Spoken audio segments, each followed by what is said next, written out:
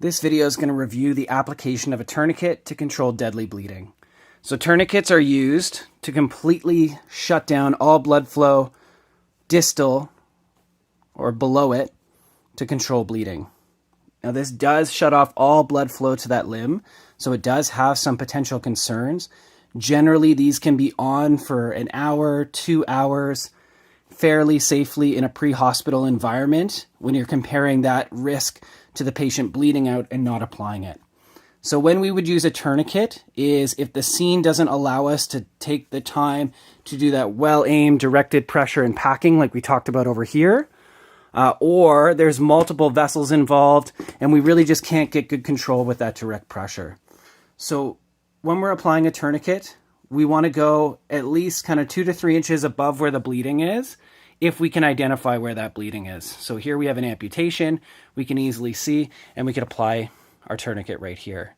Now, if it's not easy to identify where the bleeding is, then we can put the tourniquet nice and high on the limb, so as high up as it'll go, and secure it until the bleeding stops. The most recommended tourniquets are the windlass style tourniquets that have a Velcro or a strap to contain it, and then a windlass is going to apply the pressure. So we'll go through the Recon Medical tourniquet. This is one of our preferred that we like to use. So it forms a band like this. You can get it over the limb.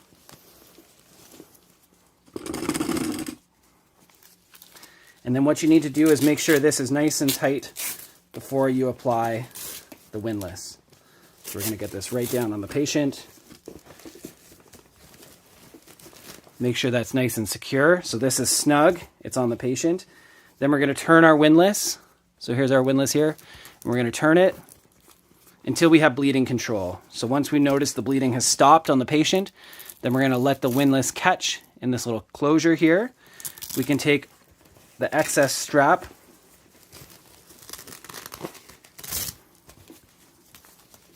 bring it over top, and then secure it with our timestamp.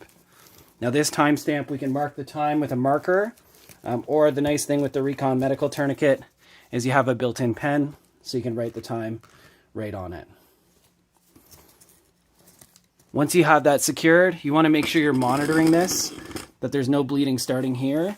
And now that we have more time, we can now take the time to apply a pressure dressing and deal with the actual bleeding below while we're waiting for EMS to come and assist us. So that's the overall kind of application of a tourniquet to control life-threatening bleeding.